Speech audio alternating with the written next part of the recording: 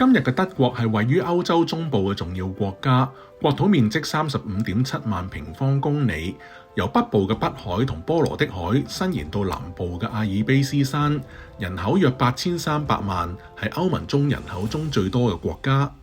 德國係歐洲經濟嘅引擎，工業技術先進，以汽車製造、機械、化工以及醫藥產業聞名全球。例如 Benz、寶馬、大眾汽車等嘅知名品牌皆來自德國。政治上採用聯邦制，實施民主制度。德國亦都係歐盟嘅核心成員，喺國際政治以及經濟領域裏邊扮演住重要嘅角色。此外，德國擁有豐富嘅文化遺產，例如音樂、哲學以及科學，吸引全球無數嘅遊客以及學生。喺中文，德國係直接翻譯自德文 Deutschland， 而唔係翻譯自英文 Germany。其實歐洲各國對德國有好多稱謂，甚至乎讀音可以完全唔同，因為佢哋嘅翻譯方法來自唔同嘅日耳曼部落或者歷史階段。例如喺法文係 Anomaly， 西班牙文係 Anemania， 芬蘭文係 Saksa， 匈牙利文係 Németország， 波蘭語係 Nemza 等等。大家對德國應該一啲都唔陌生，佢嘅首都柏林以及其他城市慕尼黑、漢堡、科隆、法蘭克福等等，大家就算冇去過都一定聽過。但係大家可能冇注意到，雖然德國好多城市以及名勝古蹟歷史悠久，但係德國呢個國名喺歐洲歷史上邊係好少出現嘅，一直到1815年先至以德意志邦聯 German Confederation 嘅名正式出現。呢個時候距離美國建國已經過咗將近40年。咁究竟喺德意志邦聯之前，德國呢片遼闊嘅土地係咩地方呢？今日德國境內最早嘅人類活動可以追溯到大概60萬年前嘅舊石器時代，而以狩獵為生嘅日耳曼部落最早出現喺歷史記載中呢，係喺公元前7世紀至公元前1世紀間。因為歐洲嘅文明起源於地中海嘅希臘以及意大利等地，所以喺當時北歐嘅日耳曼民族被視為外族以及野蠻人。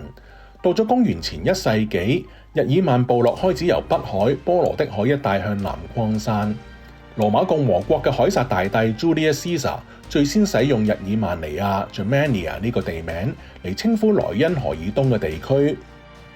到咗羅馬帝國開國君主奧古斯都 Augustus 統治嘅時代，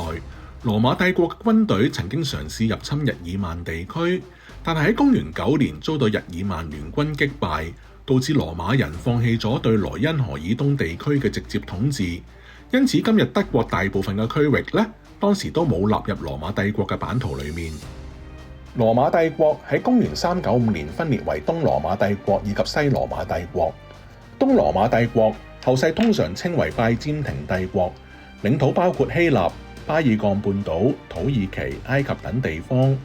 因為地理位置優越，首都君士坦丁堡易守難攻，再加上強大嘅行政系統以及法律制度，維持內部穩定，所以一直延續咗1000多年。到1453年，君士坦丁堡被奧圖曼帝國攻陷，先至正式滅亡。而西羅馬帝國嘅領土涵蓋西歐大部分嘅地區，包括今日法國、西班牙、意大利、英格蘭南部以及北非沿海，曾經以羅馬以及今日意大利嘅幾個城市作為首都。但係西羅馬帝國因為內部政治腐敗，帝國幅員過廣，難以管理，經濟衰退導致內部動盪不斷，軍隊實力下降，被日耳曼民族嘅入侵以及奪權，最終喺公元476年滅亡，維持咗唔夠100年。西羅馬帝國滅亡之後呢，整個西歐嘅地區進入咗幾百年嘅割據狀態，日耳曼部族紛紛進入咗原本羅馬帝國嘅領土，建立各自嘅王國，直到法蘭克國王查理曼 Charlemagne 統一西歐以及中歐大部分嘅地區，並且喺公元88年嘅聖誕節喺羅馬由教宗加冕成為查理大帝，正式成為羅馬人嘅皇帝。查理大帝推行行政、法律、教育以及宗教改革，使基督教廣泛傳播，深遠影響後世歐洲嘅政治以及文化發展。但係呢，歷史係不斷重演嘅。查理大帝死咗之後冇幾耐呢，帝國就出現咗分裂。公元843年，佢嘅3個孫分家，各自稱王，將帝國一分為3。中法蘭克王國喺870年被東西兩個兄弟瓜分，剩低東法蘭克以及西法蘭克兩個王國。公元936年，鄂圖一世 Otto the First 成為東法蘭克國王。佢即位之後，馬上有效咁鎮壓咗國內好多嘅叛亂，亦都打贏咗好多場對外嘅戰爭，並且揮軍入侵意大利，兼任意大利國王。公元962年，教宗若望12世加冕佢成為羅馬帝國嘅皇帝，史稱鄂圖大帝 Otto the Great。好多歷史學家將呢一年定義為之後800幾年神聖羅馬帝國嘅開始。隨住東法蘭克嘅國王得到咗羅馬皇帝嘅頭銜，西法蘭克咧就逐漸發展成為法蘭西王國，亦都即係今日法國嘅前身。雖然東法蘭克王國嘅國王被教宗加冕為羅馬皇帝，但係大家唔好唔記得呢個時候遠在君士坦丁堡嘅東羅馬帝國依然存在。東羅馬帝國嘅皇帝就會問：搞咩你哋？我先至係羅馬帝國嘅皇帝喎。此外，日耳曼民族其實本來就係羅馬帝國嘅死對頭，而且教廷同羅馬亦都唔喺佢實質嘅管轄之下，令到佢名不正言不順。正如17世紀法國啟蒙時代嘅哲學思想家伏爾泰 Voltaire 將神聖羅馬帝國形容為既不神聖也不羅馬，更非帝國。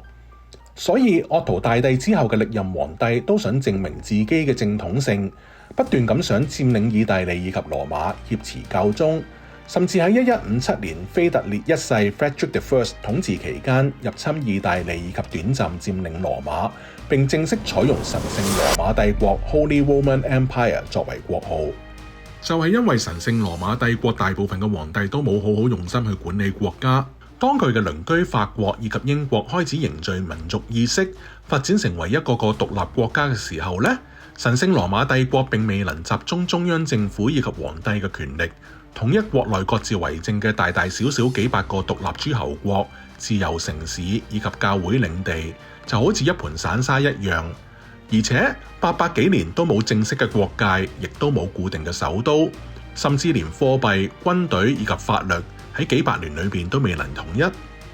到咗16世紀，宗教改革 Reformation 喺德意志地區爆發，馬丁路德 Martin Luther 發表95條論綱，引發咗歐洲範圍裏邊嘅宗教衝突，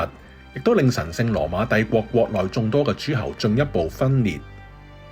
呢一場衝突最終導致1618至1648年嘅30年戰爭 （30 Years War），嚴重削弱咗神聖羅馬帝國嘅統一性。進入18世紀，普魯士王國 Kingdom of Prussia 逐漸崛起，成為德意志地區最強大嘅國家之一，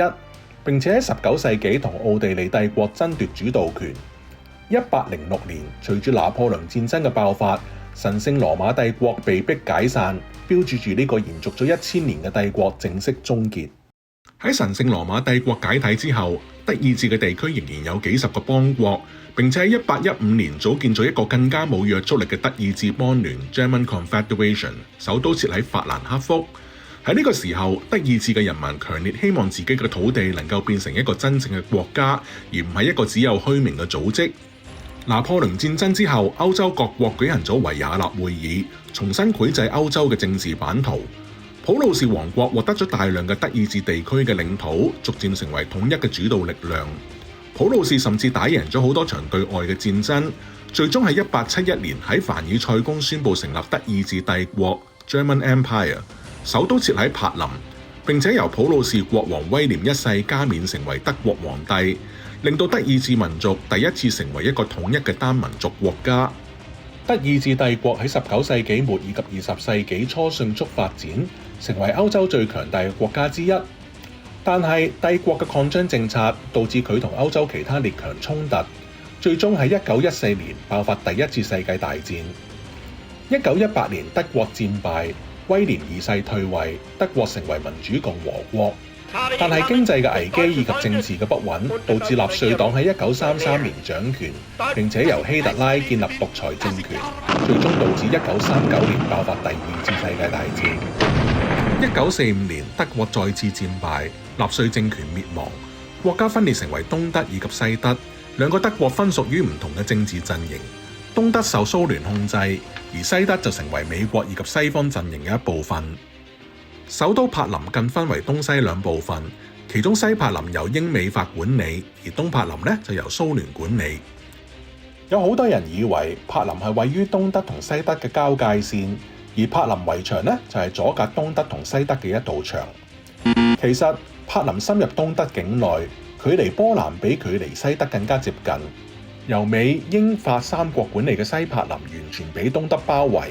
而柏林圍牆其實係將整個西柏林圍住，象徵西柏林係西德以及西方陣營嘅一部分。